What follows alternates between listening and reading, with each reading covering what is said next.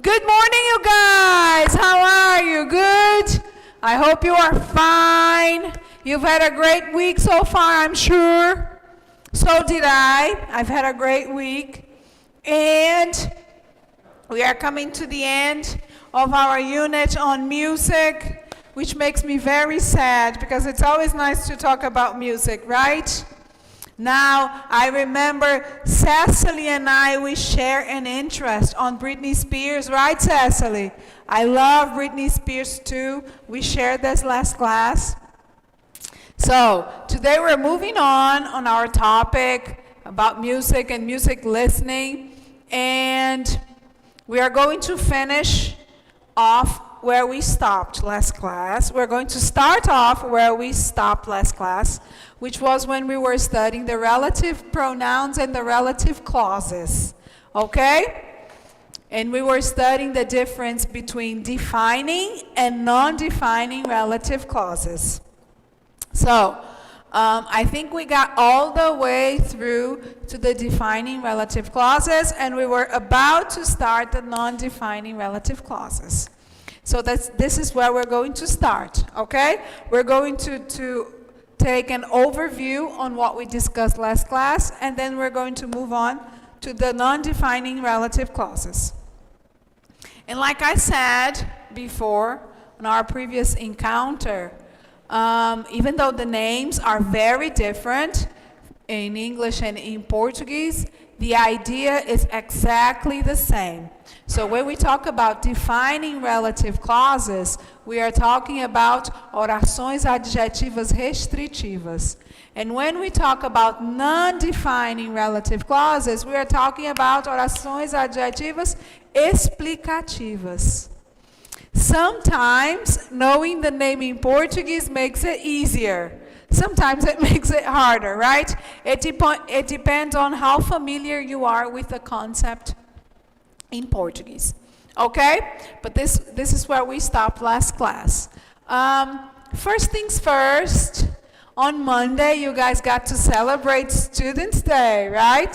So you got a day to yourselves to relax, to do something you like. I hope you enjoyed your holiday. We know times have been extremely tough on you guys, and a lot of classes, a lot of studying to do. All of this in this remote scenario, right? Which takes away part of the fun, because part of studying is being together with our friends, right? So we know that you guys probably miss being with your friends. And it has been a routine of study and staying home, study and staying home. And we felt like you guys could really, really benefit from a holiday. So I hope you enjoyed your Monday free. You did something interesting, okay? Anyway, let's get down to business. Today we have a new assistant working with us. Our IT boy here is Edson. And Renata is monitoring our chat, okay? So we have a new team. So let's start discussing our relative clauses, okay? So first things first. I've said that like 3 times, right? First things first. Lots of first things. But taking it back a bit, we were talking about the relative pronouns. Remember? The relative pronouns: who, where, when, whom, whose, which, and that. And what are relative pronouns for? Relative pronouns, they connect sentences in order to avoid the repetition of words. So if I have 2 sentences talking about the same person, the same thing, I can substitute the word that would be repeated for a relative pronoun, okay? So those are the uses of relative pronouns. They substitute a noun or a pronoun that would be repeated, and they also connect sentences. So remember, we've seen some examples. Yes, there you go. Aí. Thank you. Today I'm fancy. I am going to sing. No, I'm kidding. I'm not singing. But today I have the control. I have the power. Woman empowerment. I don't need anyone to play my slides. I can do them myself. Let's see if this is going to work because I tend not to be very good at it. Don't tell anyone on our woman empowerment process. I'm not very good at using this, but I'm going to try. Today, I have the power. So, we're going to talk about the relative pronouns and the relative clauses. Let's connect two sentences, right? This is a school, and I work here. So, I work at this school. So, I don't want to repeat the word school twice. I can say, this is the school where I work. In your case, this is the school where I study. So I am using where to substitute the word school in order not to repeat it. It's connecting the two sentences, right? And I am using where because I am talking about a location. I'm going to read the examples the book gives us because last class we could see that when I try to come up with the examples myself, sometimes it doesn't work, right? But let's take it piece by piece. So you have where when the idea is the idea of a location. You can also use when as a relative pronoun when the idea you are substituting, the word you are replacing relates to time. Right? So, summer is the season when we go to the beach. So, because I am talking about a season, which is a time during the year, I can use the relative pronoun when. Okay? And what is a relative clause? A relative clause is a sentence that starts with a relative pronoun. Okay? So when you have a main sentence, the main sentence doesn't hold a relative pronoun, and the sentence with the relative pronoun is the relative clause. Okay? It's a subordinate sentence to the main clause. Okay? Anyway, then we saw that you are going to use who when you are referring to people. And you have the pronoun, the relative pronoun, working as the subject of the sentence, right? So, she is the girl who lives next door. She is the girl who lives next door. Who lives? The girl, right? So, who, the relative pronoun, is actually substituting the subject of the sentence. The girl lives next door. Therefore, I am going to use who. Okay? Then, you see, this wasn't me. I'm sure I didn't change it, but I got it back. Anyway, then we have which you are going to use when the word you are substituting refers to objects and animals. So, that is the dog which barks the whole evening. That is the dog which barks the whole evening. So because I am substituting the word dog, I can use the pronoun which. Okay?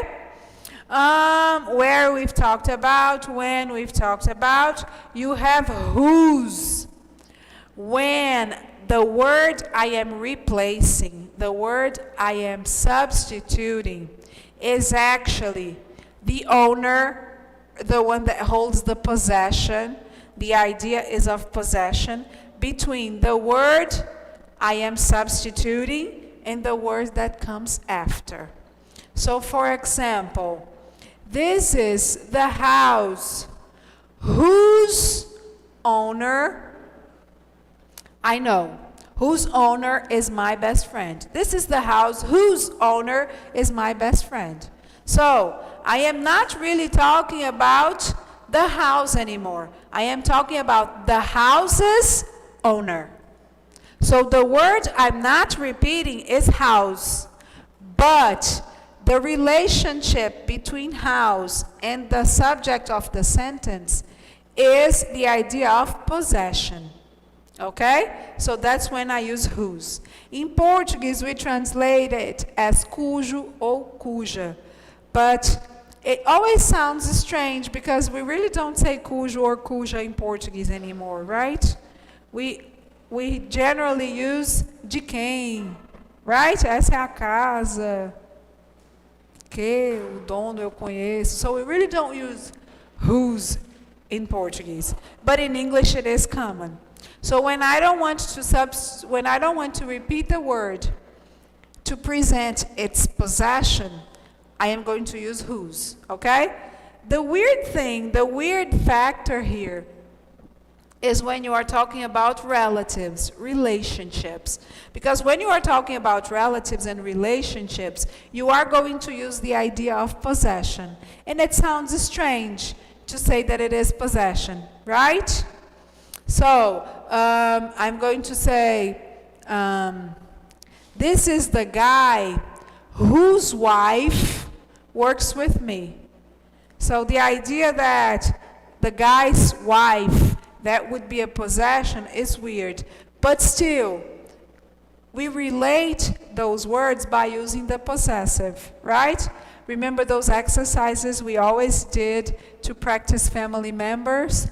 My mother's mother is my grandmother, right? So it's common to use possessive to refer to the relationship between people. Therefore, you are also going to use whose, okay? This is the girl whose brother goes to school with me. So, in order to avoid saying again, this is the girl and the girl's brother, so I don't want to repeat girl again. But the presence of girl on the second sentence would represent the possession. Therefore, I use whose. Okay? Did you guys understand it? I think it's easy. I think I'm making a big deal out of it, but I'm sure you guys know how to use it. Anyway, then we have whom. Whom also refers to people, but whom in a sentence, whom is going to avoid the repetition of a noun or a pronoun, but on the relative clause, this person plays the role of the object, not the role of the subject. For example, the boy whom you were talking about is my friend. Or the boy whom you were talking to is my friend. There, the boy in the second sentence, in the subordinate clause that starts with whom, the boy is not the subject of the sentence. The boy is actually the object. You were talking to the boy. Therefore, because I am substituting here the object, I have to use whom and not who, okay? To be very precise, when the object is a direct object, meaning it wouldn't ask for a preposition, you might use whom or who. They are both accepted, okay? So let me see the second example. The girl to whom, you also have a preposition there, so it has to be whom. But when the object is direct, you don't need a preposition, you can use who as well. But when you have the presence of the preposition, then you are demanded to use whom. Okay? But like we mentioned last class, in everyday language, in street language, when you are talking to friends, it's very common to use who just the same. Okay? But by rule, whom is demanded when you have an indirect object, when you have the preposition. Okay? We are going to exercise it in a minute. Then we have that. That is the wild card. That is the card you can use in almost all situations, okay? So, in most cases, you can substitute who, you can substitute whom, and you can substitute which by that. We are just going to see one scenario when you cannot use that. Okay? I hope you guys don't have any questions. Any questions on this first scenario? The relative pronouns and the relative clauses? I am going to move on. Check me out. I am going to move on. I'm so fancy. Next. Fantastic. You guys, I know you guys admire me for all my technological powers. Okay. Anyway. So there are two types of relative clauses, and this we got to see last class, right? You have the defining and the non-defining relative clauses. Defining, when the information started by the relative pronoun, when the sentence that starts with a relative pronoun is necessary for you to identify the person or the thing I am talking about. So, the man who came in the room is the boss. The idea of saying who came in the room is actually what is defining the man I'm talking about. Otherwise, I could be talking about any man. So, this is the defining clause, okay? Defining clauses never come between commas. They are necessary to the sentence. Therefore, you don't use commas. Okay? Then we got to see that the defining relative clauses, you have some that the relative pronoun works as the subject and some where the relative pronoun works as the object, right? We discussed this. So when it works as the subject, you have the example. The man who came in the room is the boss. I sit at the desk which faces the window. Okay, so the sentence, which faces the window, defines the desk I'm talking about. You also have defining clauses that refer to the object of the sentence. For example, she is the girl who I met last month. See, here it's a direct object. I met the girl last month. It doesn't demand a preposition. Right? I meet someone, no preposition. Therefore, I can use whom or who. I decide. And one more thing. When the defining clause refers to the object, you can simply omit the relative pronoun altogether. You don't really have to have a relative pronoun. Okay? So I can simply say, she is the girl I met last month. It makes perfect sense. I can also say, she is the girl who I met last month. I can use, she is the girl that I met last month. And I can say, she is the girl whom I met last month. They're all possible scenarios. Okay? One other scenario I have. Yesterday, I saw a woman with whom I used to work. See, now because you have a preposition, you must use whom, okay? And the preposition is going to demand the relative pronoun. You can't go straight from the preposition to the rest of the sentence. So yesterday I saw a woman with whom I used to work. Okay? Questions? So let's move on to where we stopped. We saw that which is used for objects and animals. Perfect. We've studied whose to talk about the possession, right? So he helped a woman whose car had broken down. The tree whose leaves have fallen is an apple tree. Okay? So you use whose when the idea is the idea of possession. You see, the leaves are from the tree and the car belongs to the woman.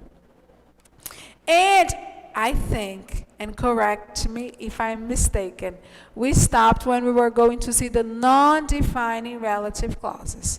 Now, the non-defining relative clauses are clauses that bring additional information, but they are not really defining what you are talking about. You already know what we're talking about.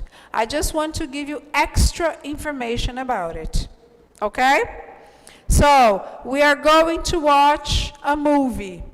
and we both know what movie we're going to see. We have decided we're going to watch Bridget Jones' Diary. And then I say, oh, this movie, which won an Oscar, is very funny. In this scenario, I am not using which won an Oscar as a way for you to identify the movie. No, you know the movie I'm talking about. I am just putting extra information. So that's the scenario when we have a non-defining relative clause. Okay? Non-defining relative clauses are always going to come between commas. So you know it's a non-defining relative clause when you see commas. Okay? You guys know commas, right? In English, vírgulas. Okay? So, for example, let's see the examples. Referring to the subject, my sister, who is a vegetarian, ordered a salad. Suppose I have only one sister. So you know which sister I'm talking about. I just want to add the information that she's ordering a salad because she is a vegetarian. So this is extra information for you. It comes between comma. My sister, who is a vegetarian, ordered a salad.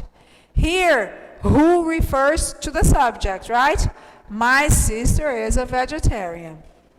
Another example. The tickets, which can be bought at the station, are valid for a month.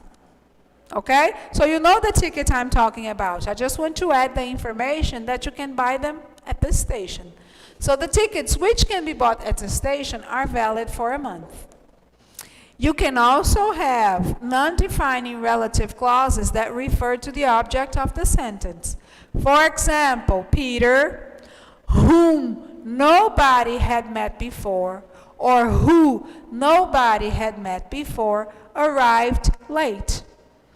Why can I use whom or who?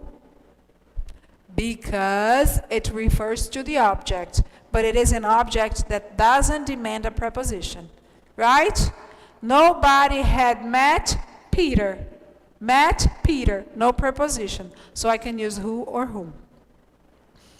The other example, the tickets which I've paid for are still valid.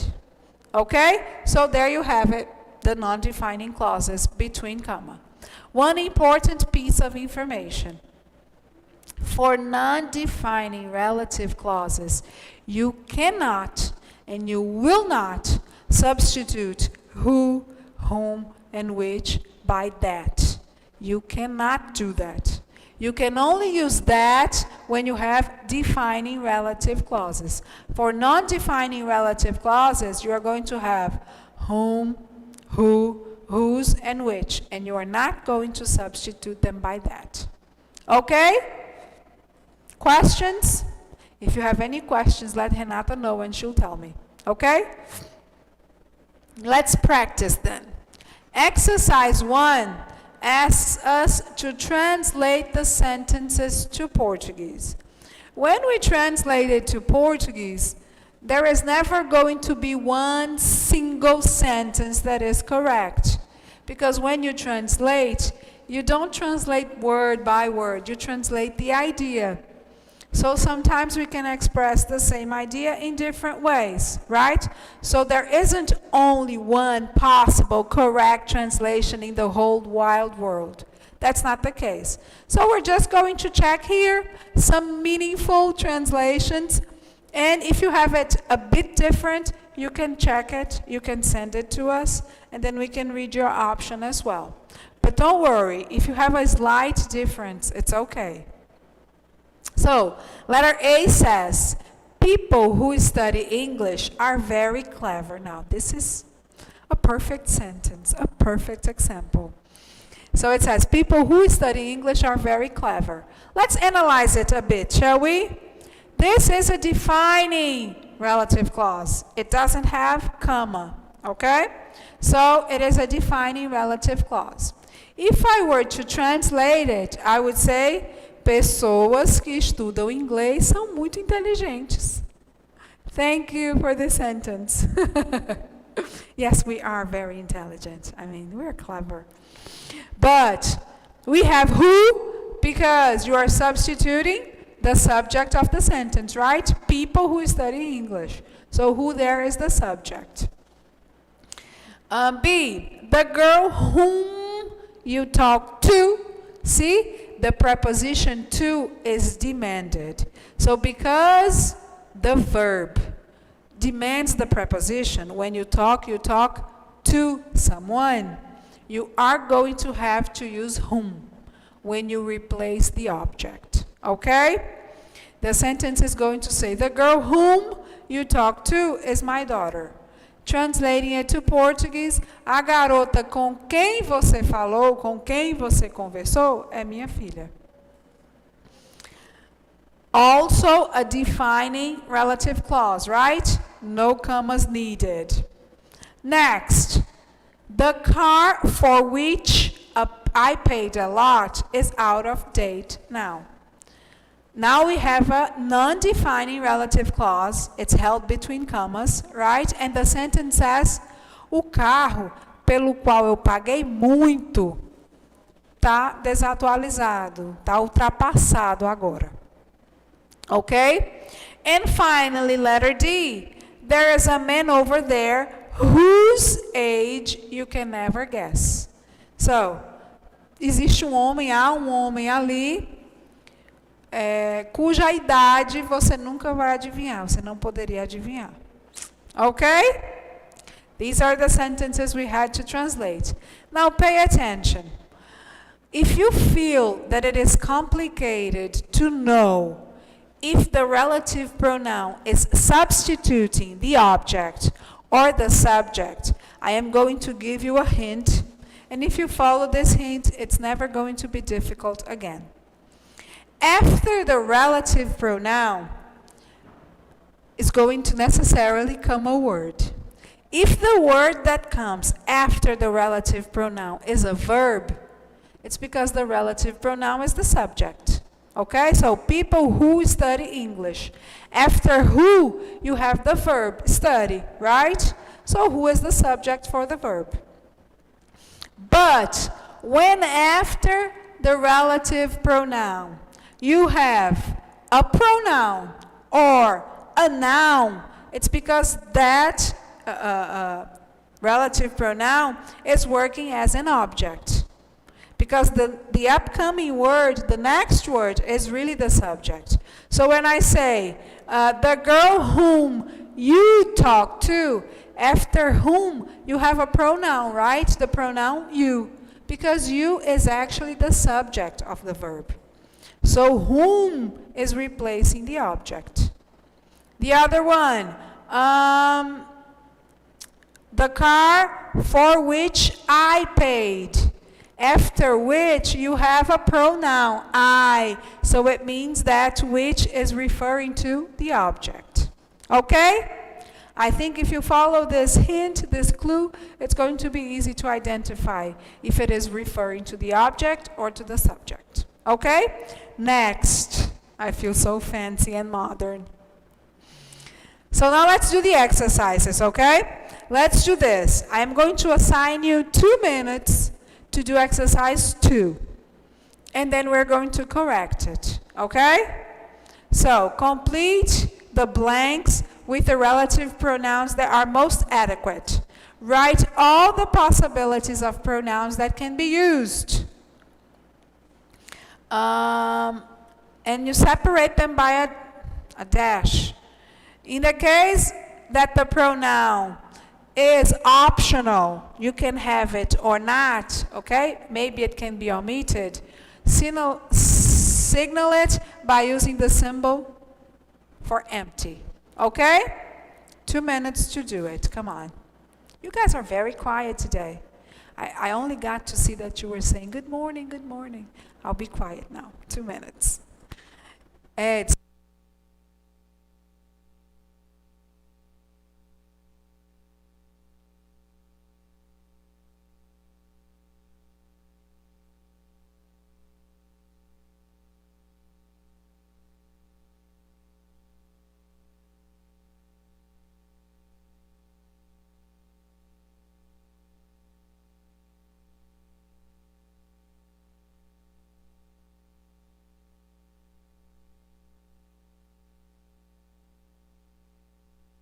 Okay, you guys, I was told you guys can't see my screen.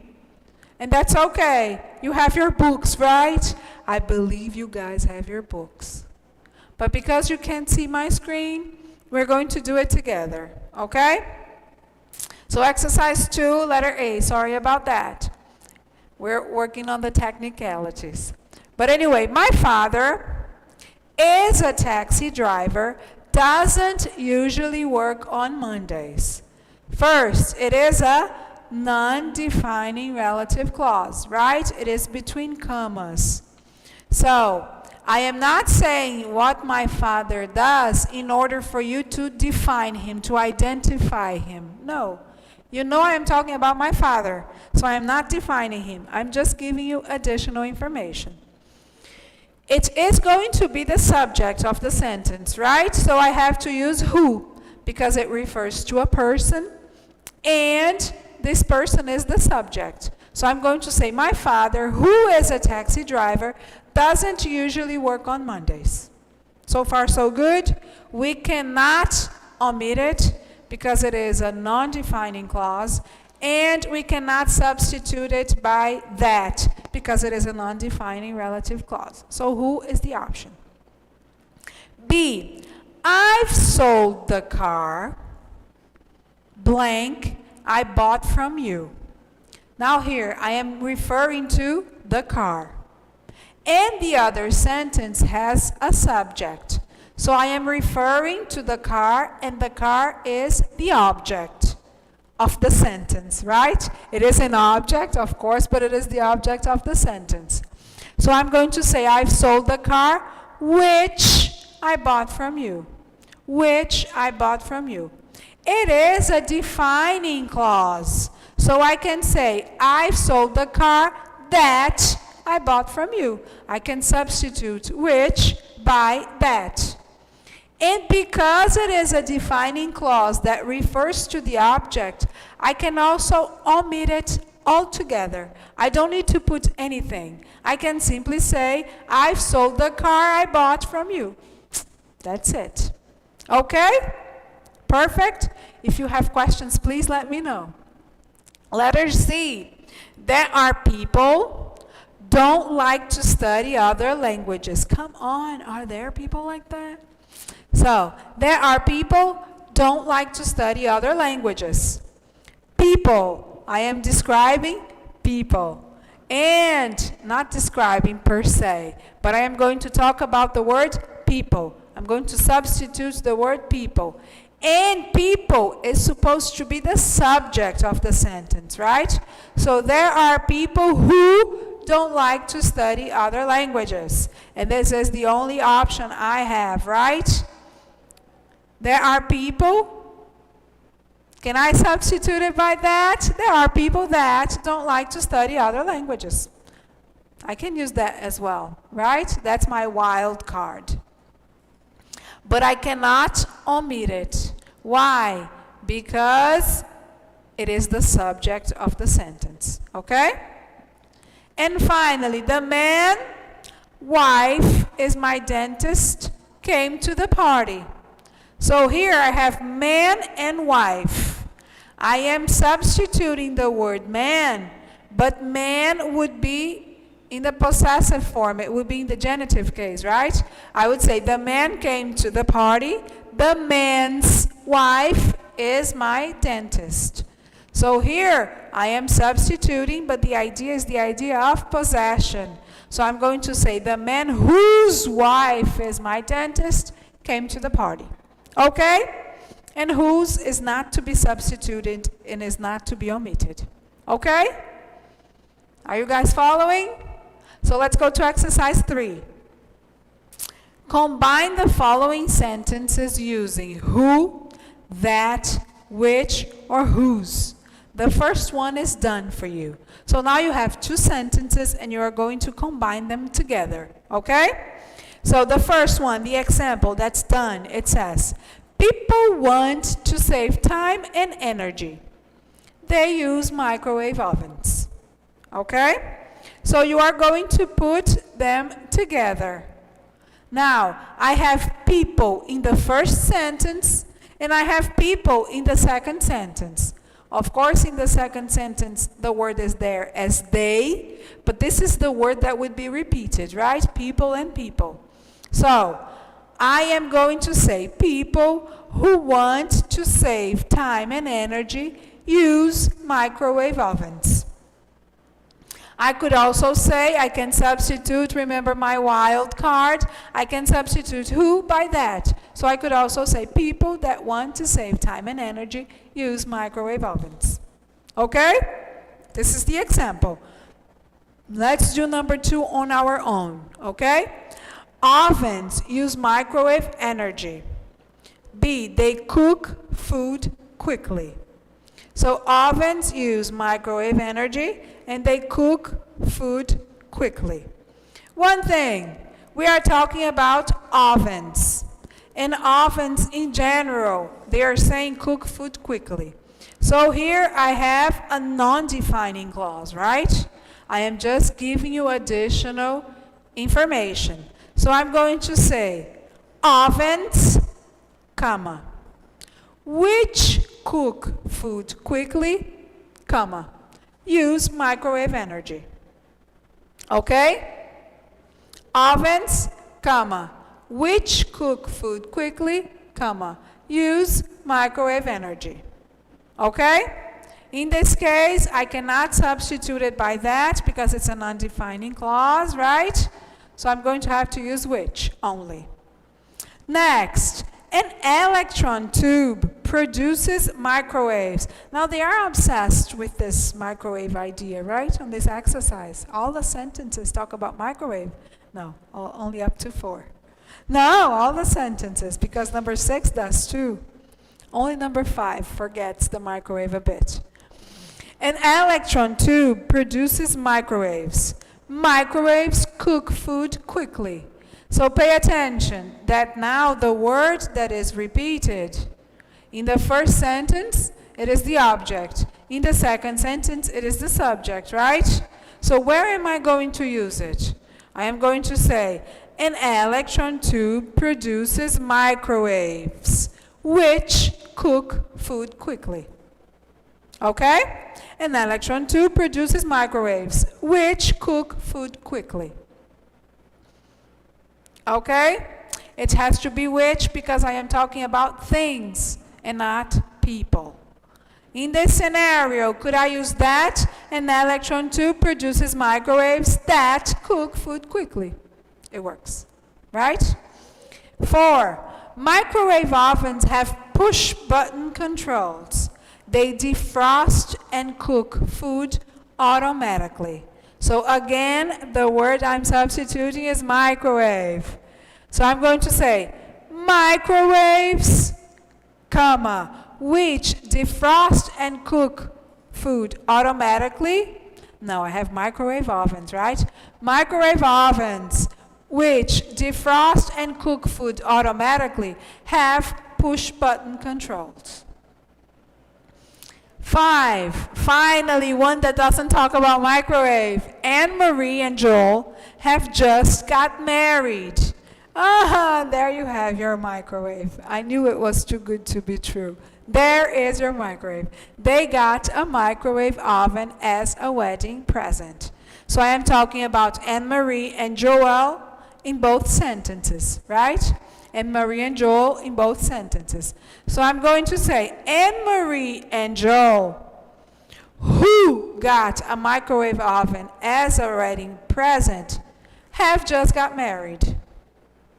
Could I change it to make more sense? Anne-Marie and Joel have just got married. But if I change it, it wouldn't be a relative clause, right? In order to be a relative clause, I would have to organize it this way. Anne-Marie and Joel, additional information, non-defining, comma, who got a microwave oven as a wedding present, comma, have just got married. And number 6, Anne-Marie and Joel are happy. Their life will be easier with the microwave. Okay? I don't have a microwave at home and I'm living. Come on. Anyway, Anne-Marie and Joel are happy. And the sentence talks about their life. So Anne-Marie and Joel's life. So here we have an idea of possession, right? We're going to have who. We're going to have whose. And Marie and Joel, whose life will be easier with the microwave, are happy. Okay? There the idea is of possession. Perfect. I think you guys could understand. It's not actually that difficult, right? Do you have any questions? No? So let's move on. Here we have the answers in case you guys want to check it, okay? But this is what we've done.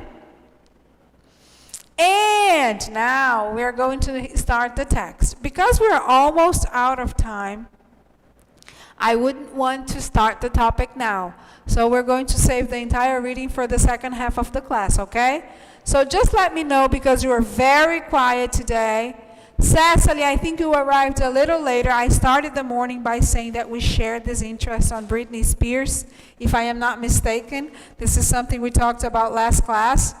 But anyway, do you guys have any questions on relative clauses and relative pronouns and when they can be substituted, when they cannot be substituted? I would just like to know, what did you guys understand about it? Is everything okay? Do you have any questions? Renata is waiting for you. Renata wants to hear you, wants to read your sentences. Come on, Renata, nothing? So I'm going to suppose you guys have no questions. Okay? So we're going to wrap this up. Just remember the difference between non-defining and defining relative clauses and the fact that the relative pronoun sometimes works as a subject and sometimes it works as an object. Okay?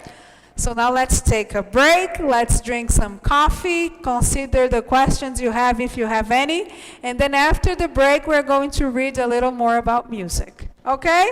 See you in a minute. Bye-bye, guys.